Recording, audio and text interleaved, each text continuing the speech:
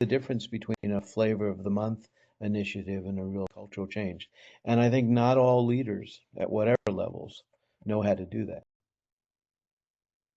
Well, so one of the things, again, back to the commonalities in human beings, you have to prioritize what you ask the teams to do because they can't do everything all the time, every day.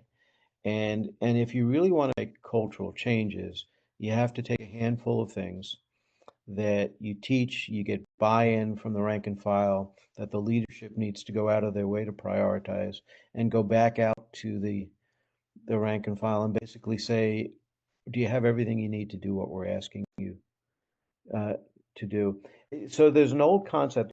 If you ask your teams to do something, then you expect that the leadership be out and present and asking about that to make sure that the teams have the wherewithal in resources, whatever, to do what you're asked to do, but also to not just talk the talk, but actually walk the walk, to do and manifest that this is something fundamental to the culture that's integrated into everything we do every day.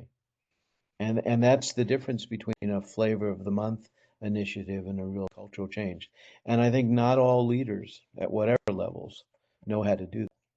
Yeah, if I can unpack that, the fact that there's a few things is critical, um, and getting the rank and file to buy into it is also critical because they're the ones who do it, right?